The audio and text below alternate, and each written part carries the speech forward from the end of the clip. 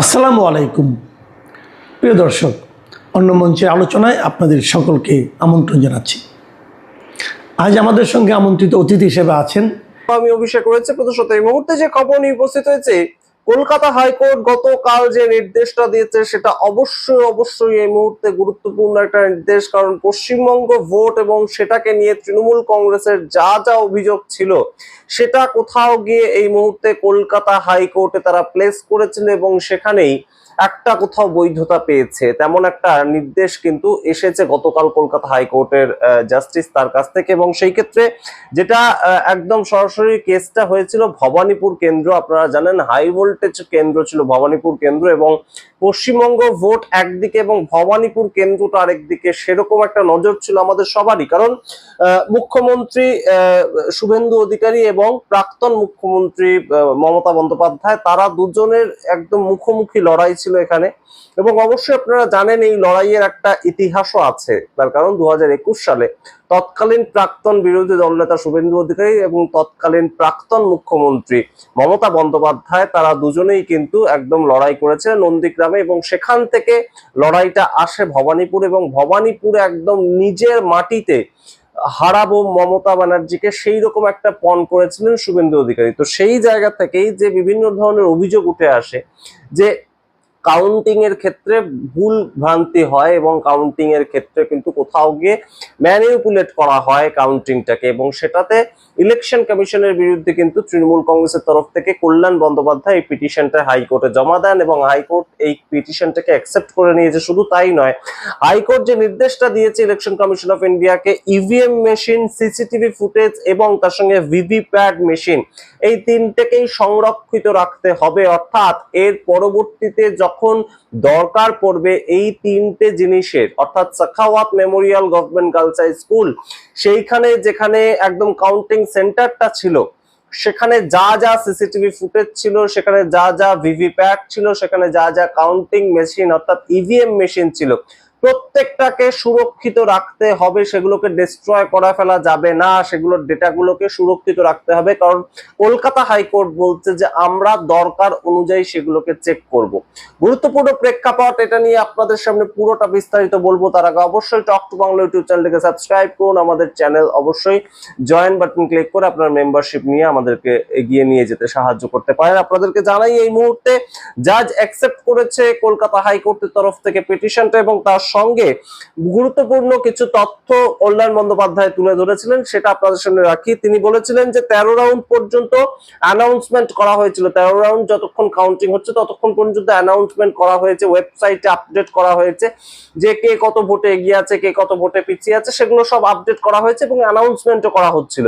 কিন্তু তার পরবর্তীতে কেন এই অ্যানাউন্সমেন্টটা বন্ধ হয়ে যায়, অর্থাৎ 13 রাউন্ডের পর কেন অ্যানাউন্সমেন্টটা বন্ধ হয়ে যায়, প্রশ্ন করেছিলেন কল্যাণ বন্দ্যোপাধ্যায়। এবং গুরুত্বপূর্ণ যে তথ্যটা তিনি তুলে ধরেছিলেন ইলেকশন কমিশনের বিরুদ্ধে, সেটা হচ্ছে যে সুব্রত গুপ্ত ছিলেন ইলেকশন কমিশন অফ ইন্ডিয়া, তাদের স্পেশাল অবজারভার পশ্চিমবঙ্গ ভোটের ক্ষেত্রে। কিন্তু তিনি বলেন যে তাকেই এই মুহূর্তে মুখ্যমন্ত্রীর স্পেশাল উপদেষ্টা কিংবা মুখ্য উপদেষ্টা হিসেবে একদম বসানো হয়েছে। তো সেই ক্ষেত্রে তিনি যে ম্যানিপুলেট করেননি সেটার কি প্রমাণ রয়েছে, এই বক্তব্য কল্যাণ বন্দ্যোপাধ্যায় গতকাল তুলে ধরেন। এবং তার পরবর্তীতে তিনি আরো একটা গুরুত্বপূর্ণ তথ্য তুলে ধরেন। সুপ্রিম কোর্ট বলেছিল বিহার ভোটের সময়, বিহার এসআইআর এর সময় সুপ্রিম কোর্ট বলেছিল যে কোনো কেন্দ্রে যদি হার জিতের অন্তরের থেকে বেশি ভোট এসআইআর এর মাধ্যমে কাটা হয়ে থাকে, তাহলে কিন্তু সেটাকে নিয়ে সুপ্রিম কোর্ট অবশ্যই পদক্ষেপ গ্রহণ করবে। কিন্তু আমরা দেখতে পেয়েছি যে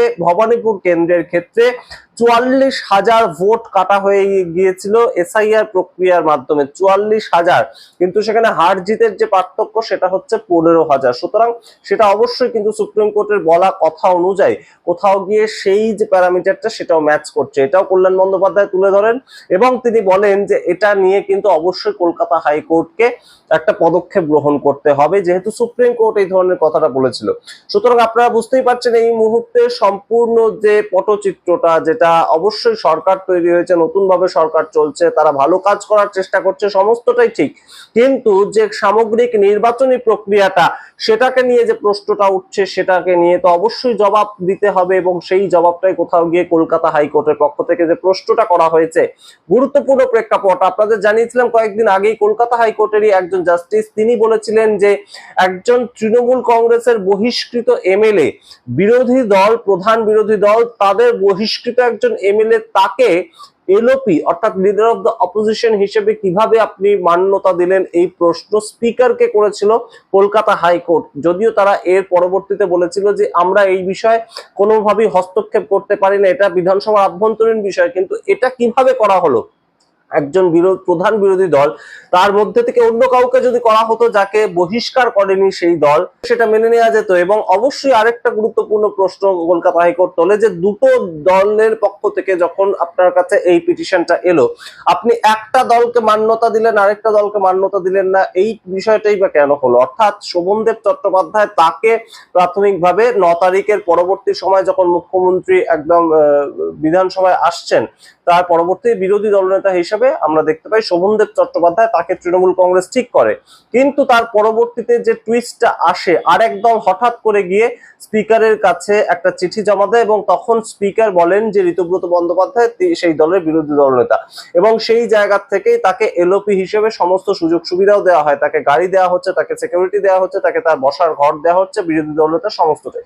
কিন্তু সেটা কিভাবে দেওয়া হচ্ছে এই প্রশ্ন কলকাতা হাইকোর্ট কিন্তু তুলেছিল, এবং এই মুহূর্তে একদম সরাসরি ভবানীপুর কেন্দ্র, যেটাকে নিয়ে কালকেই শুভেন্দু অধিকারী রাজ্যের মুখ্যমন্ত্রী তিনি একদম সরাসরি বলেছেন যে মিত্র ইনস্টিটিউশন, সেইখানেও মমতা বন্দ্যোপাধ্যায়ের হার হয়েছে, কিন্তু সেটাকে নিয়ে কোথাও গিয়ে কলকাতা হাইকোর্ট কিন্তু বাইরে গতকাল প্রশ্ন তুলেছে যে এই সামগ্রিক যে কাউন্টিং ফ্যাক্টরটা, অর্থাৎ ভোট মানুষ দিয়েছেন সেটাকে কিভাবে কাউন্ট করা হয়েছে, সেটাকে নিয়ে প্রশ্ন যখন উঠছে, তখন অবশ্যই প্রত্যেকটা জিনিসের বিচার করা হবে, তদন্ত করা হবে, এবং প্রয়োজন পড়লে সমস্ত কিছু, সমস্ত ডকুমেন্ট যেগুলো রয়েছে, সেটা ইভিএম হতে পারে, ভিভিপ্যাট মেশিন হতে পারে। ভিভিপ্যাট মেশিন বলতে যেটাতে স্লিপটা কেটে পড়ে, ভোটটা দেওয়ার পরে যেটাতে স্লিপটা কেটে পড়ে, সেটা হতে পারে, এবং তার সঙ্গে অবশ্যই কিন্তু সিসিটিভি ফুটেজ, যেটা অত্যন্ত গুরুত্বপূর্ণ, সিসিটিভি ফুটেজ, যে ভেতরে কি হয়েছে, চাকওয়াত গভর্নমেন্ট গার্লস হাই স্কুলের ভেতরে ঠিক কি হয়েছে, সেখানকার প্রত্যেকটা ফ্লোরে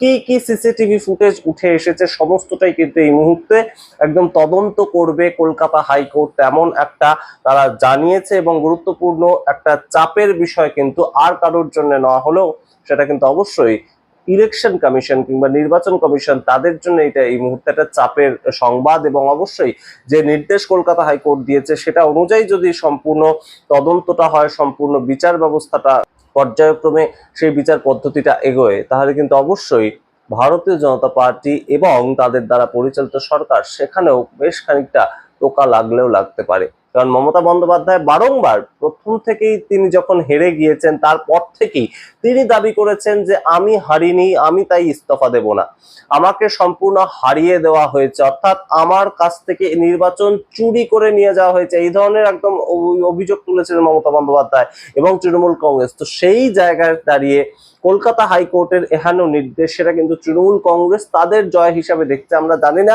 পরবর্তীতে কি ঘটনা ঘটবে, এই তদন্ত কতদিনে শেষ হবে, এই রায় কতদিনে বেরোবে, সামনে আসবে, সমস্তটাই আপনাদের সামনে রাখবো। প্রাথমিকভাবে কোথাও গিয়ে কিন্তু এই ভরাডুবির বাজারে যখন তৃণমূল কংগ্রেস সম্পূর্ণ টুকরো টুকরো হয়ে খান খান হয়ে গিয়েছে, তখন তৃণমূল কংগ্রেসের জন্য হয়তো একটু হলেও বাড়তি অক্সিজেন এই কলকাতা হাইকোর্টের নির্দেশটা দিলেও দিতে পারে। আপনাদের সামনে রাখলাম পুরোটা, আপনারা কি মনে করেন সামগ্রিক রিপোর্টের ভিত্তিতে অবশ্যই কমেন্ট বক্সে কমেন্ট করুন। নমস্কার, আমি তরুণ ঘোষ। মানে পৃথিবীতে যদি আপনি নিরীহতম প্রাণী বলেন, তাদের মধ্যে সব থেকে নিরীহ প্রাণী হচ্ছে এই ধরুন পাখি শ্রেণীর। তার মধ্যে উপকারী যে প্রাণীটি কি, সে হচ্ছে মুরগি বা হাঁস বলুন। হাঁস মুরগি হচ্ছে প্রকৃত উপকারী, কারণ তাদের ডিমটা পুষ্টিকর, এবং মানে ছোট প্রাণীর ক্ষেত্রে আমি বলছি, বড় তো গরু টরু অনেক রয়েছে। কিন্তু সেই প্রাণীর যে ডিম তা যে ভয়াবহ হয়ে দাঁড়াবে তা এখন কল্পনা আগে কেউ করতে পারেনি। আপনি পশ্চিমবঙ্গের বাজারে যান, 10টার পরে ডিম উদাও, দোকানে ঝাঁপ ফেলে দিয়েছে, ডিম পাওয়া যাচ্ছে না। ডিম সব ক্রেট করে করে নিয়ে চলে যাচ্ছে, আর পাবলিক ওই ক্রেট নিয়ে ঘুরে বেড়াচ্ছে বিভিন্ন তৃণমূল নেতা নেত্রীদের বাড়ির সামনে, বেরোলেই ডিম মারব। এখন ডিম ভীতি, একটা নিরীহ প্রাণীর ডিম পুষ্টিকর খাদ্য, তার যে ভয় এত, দলে দলে এখন সাংসদ সমস্ত ডিম ভীতিতে, এমএলএ বলুন, এমপি বলুন, রাজ্যসভার মেম্বার বলুন, সব ডিম ভয়ে এখন তৃণমূল ছেড়ে দিচ্ছে, কেউ আর তৃণমূলে থাকছে না। এখন যত আপনার কাউন্সিলর থেকে আরম্ভ করে মস্তান পর্যন্ত যত ধরছে, প্রথমত হচ্ছে হাফ প্যান্ট পরিয়ে, যারা দুর্দণ্ড প্রতাপ ছিল, হাফ প্যান্ট পরিয়ে তাদেরকে রাস্তায় ঘোরানো হচ্ছে কোমরে দড়ি বেঁধে। আর দ্বিতীয়, যেগুলোকে একটু বয়স্ক, সেগুলোকে মারধর করতে পারছে না, হাঁটাতে পারছে না, কারণ অর্ধেক খোঁড়ায়। তাদেরকে যখন ভ্যানে তুলছে, উড়ে আসছে ডজনে ডজনে ডিম। এখন কলকাতায় ভালো ডিমের দাম 10 টাকা, যেটা আমরা কিনতাম এই 5 টাকা 50 পয়সা পার পিস। কখনো বড় ডিম হলে সেটা 6.5 টাকা। এরকম মোটামুটি এরকম একটা দাম এলাকা ভিত্তিক নির্ভর করে। যে সমস্ত এলাকায় ফার্ম বেশি আছে সেখানে কম, আর খোদ কলকাতার বুকে দামটা একটু বেশি, কারণ পরিবহন কষ্ট লেগে যায়। এখন 2-4টি ভিডিও আপনাদের আমি দেখাচ্ছি। মানে এর মধ্যে একজন হচ্ছেন বিক্রেতা, যিনি ডিম বিক্রি করছেন, আর বাকি যারা আছে তারা হচ্ছে নিক্ষেপকারী, ডিম মারছে। আর এক নেতা আছে, তিনি ভয়ের চোটে না সিআইডি ভবন থেকে ফেরার সময়, তার বাড়িতে পৌঁছে দেওয়ার সময় সে বলছে, না এখানে আমি নামবো না, আগে আপনারা দেখে আসুন যে এলাকা ফাঁকা আছে কিনা, আমার বাড়ির দরজা ফাঁকা আছে কিনা। পুলিশ বলছে, আপনার তো বাড়ির দরজাতে এসে গেছি। বলে, না, দোতলায় উঠে দেখে আসুন, জয়প্রকাশ মজুমদার লেখা আছে, যদি ফাঁকা থাকে এসে খবর দেবেন, তাহলে আমি নামবো। কারণ আশেপাশে ঘুরে বেড়াচ্ছে প্লাস্টিক হাতে করে বা ক্রেট হাতে করে ডিম।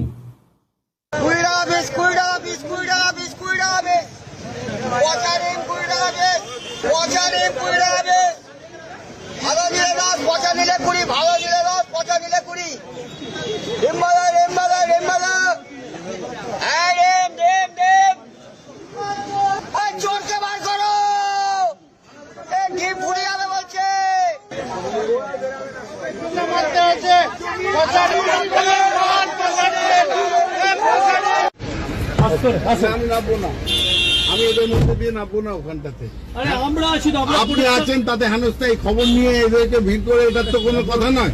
আমি সেই জন্য আমি নামবো না, মিডিয়ার মধ্যে দিয়ে আমি নামবো না। জোর করবেন না। আপনি ফার্স্ট ফ্লোরে যান, গিয়ে আপনি ছবি তুলে দেখে নিয়ে আসুন। আমি জানবো কি করে? একদম লেখা আছে নাম, না লেখা আছে নাম, জয়প্রকাশ মজুমদার লেখা আছে। আমি নামবো না। না দাদা, আপনি জোর করতে পারেন আমাকে, আমি নামবো না, কারণ এই পরিবেশে আমি নামবো না।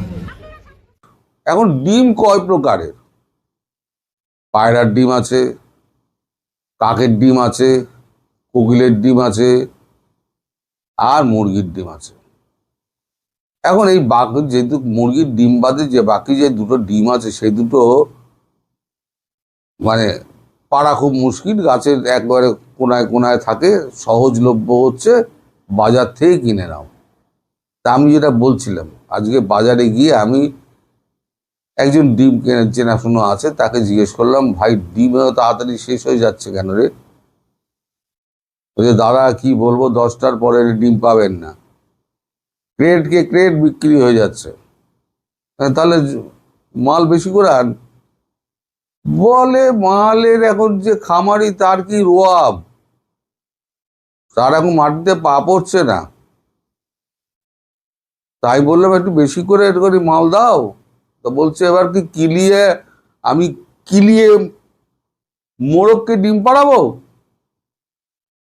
যা উৎপাদন হচ্ছে তাই তো দিচ্ছে আমি।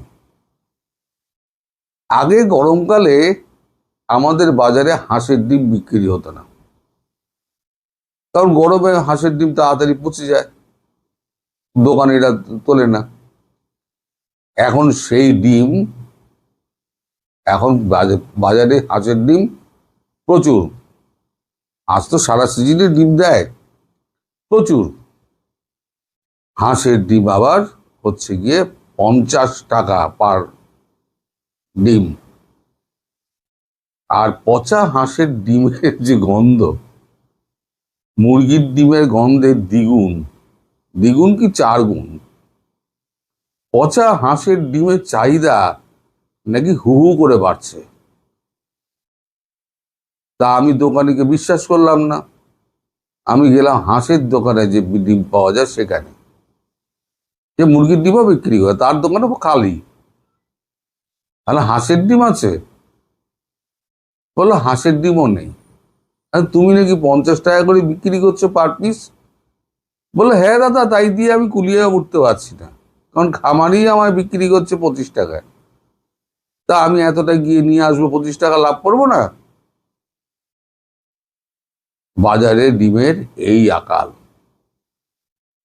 এখন নেতারা এদিক ওদিক চাইছেন, মন্ত্রীরা তো বেরোচ্ছেনই না, যারা মন্ত্রী ছিলেন বেরোচ্ছেনই না। একজন মন্ত্রী, উনি সাহস করে বেরিয়েছিলেন, উজ্জ্বল নস্কর নাকি নাম,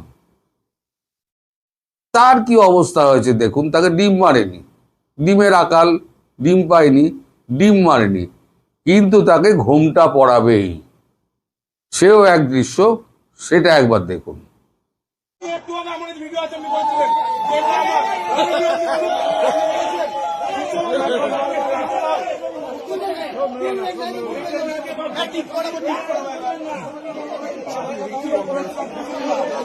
কেউ মারবি না, কেউ মারছি না।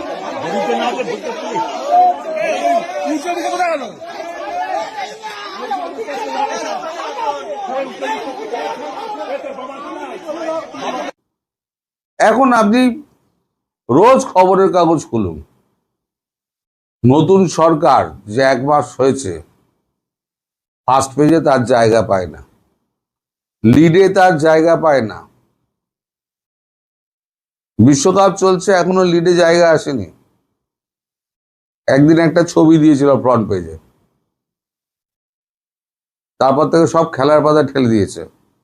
এখন শুধু তৃণমূলের খবর, কে কতজন ছাড়লো, কাকে ধরলো, কে পালালো, অভিষেককে কখন ডাকলো, মমতা কি বলল। এখন এই খবরের রোজ, মানে খবরের পাতার প্রথম পাতাটা তৃণমূল একেবারে দখল করে নিয়েছে। এতদিন সব হ্যাঁ পুন লাগিয়ে সমস্ত গাড়িতে করে ঘুরেছে, আর সমস্ত চুরিচামারি করেছে। এখন পাবলিক পেয়েছে সুযোগ, এখন ডিম মেরে, আর পুলিশ বলছে দেখ ভাই, ডিম মারছিস মার, আমাদের গায়ে কিন্তু মারিস না। পুলিশও কিন্তু বাধা দিচ্ছে না, পুলিশের সামনেই করছে। কারণ পুলিশকে তো একদিন ধরে তো মানে কান ধরে উঠবোস করানো হয়েছিল, তাদের তো ধরে ধরে রাখছিল। তারা বলছে মার, ইশারা করে বলছে মার, জায়গায় পাকা করে দিচ্ছি। মানে এখন এই অবস্থা চলছে। সামনে 21শে জুলাই আমাদের মমতা ব্যানার্জির কাছে একটা বড় চ্যালেঞ্জ। 2011 সালে উনি জেতার পর থেকে 21শে জুলাই উনি শহীদ দিবস পালন করেন। রাজা কৃষ্ণচন্দ্রের তো নবরত্ন সভা ছিল, তা এনার হচ্ছে গিয়ে নবরত্ন সভার 4 গুণ। মঞ্চে গিজগিজ করত, আর কলকাতার প্রাণ কেন্দ্রে 4-5 দিন ধরে ওই জায়গাটা ব্লক করে রেখে দিত। পুরো ধর্মতলার মতো জায়গায় ভিক্টোরিয়া হাউসের সামনে 3 মাথার মোড় পুরো ব্লক। 7 দিন আগে থেকে মঞ্চ বাঁধা হচ্ছে, মঞ্চ খোলা হচ্ছে 3 দিন ধরে। ওনার প্রোগ্রাম হচ্ছে 1 দিন, টোটাল 8 দিন। কর্মদিবস নষ্ট। এই বছর তো জায়গা পাবে না। আর দিদির দলের যা হাল এখন, আমি তো আগেই বলেছি, অনেক আগে বলেছি, আপনাদের মনে আছে নিশ্চয়ই। আমাদের কোনো শাখা নেই, এখন 3-4 গাছা পড়ে আছে। ভাইপো পড়ে আছে, ভাইপোর যাওয়ার কোনো জায়গা নেই। কুণাল ঘোষ পড়ে আছে, সুদীপ ব্যানার্জি একদিন ছিল, শেষ পর্যন্ত সেও চলে গেল। আর রইল কল্যাণ বন্দ্যোপাধ্যায় আর মহুয়া মৈত্র রাজ্যসভার, এই তো রয়ে গেছে দলে। এখন 21শে জুলাই যদি ওনাকে ময়দানে করতে হয়, সরকার তো জায়গা দেবে না, 3 মাথার মোড়ে ধর্মতলা বন্ধ করতে দেবে না। আর 21শে জুলাই যদি ময়দানে হয়, 10টা চেয়ারও তো ভর্তি হবে না। যে 21শে জুলাই মঞ্চে একেবারে হুড়োহুড়ি পড়ে যেত, নবরত্ন 4 গুণ সদস্য, তারা মঞ্চে জায়গা দখল করে বসে থাকতো। তো 21শে জুলাই একটা দিদির পরীক্ষার দিন। 21শে জুলাই 21টা লোক উনি জোগাড় করবেন কি করে? কারণ মাস্তানরা কেটে পড়েছে, মন্ত্রীরা ঘরের বাইরে বেরোচ্ছে না, আর যেগুলো পালিয়ে যাওয়ার সেগুলো কিন্তু পালিয়ে গিয়েছে, আলাদা ব্লক তৈরি করে ফেলেছে। তারা বাইরে থেকে বিজেপিকে সমর্থন করবে, কারণ বিজেপি তাদেরকে ভেতরে নেবে না। কারণ আমাদের যা অবস্থা মশাই, এই সমস্ত হয়েছে কিন্তু আপনাদের জন্য। এর জন্য কিন্তু আপনারা দায়ী। এই পথ দেখিয়েছেন কিন্তু আপনাদের আওয়ামী লীগের ওই সে আক্তারকে ডিম মারা, ওইটা সমাজ মাধ্যমে খুব ছড়িয়ে পড়েছিল। তার ডিম মারার এমন কোনো অপরাধ নেই। এখন সেইটা এখন সংক্রমণের মতো সারা পশ্চিমবঙ্গে ছড়িয়ে গেছে। যেখানে যে পারছে ডিম মারছে মশাই। আর সব থেকে পুষ্টিকর খাবারটা আমরা পাচ্ছি না, যাদের দরকার। শেষ পর্যন্ত আমাদেরকে ডিমের আকালে ভুগতে হচ্ছে। তার জন্য দায়ী হচ্ছে বাংলাদেশ।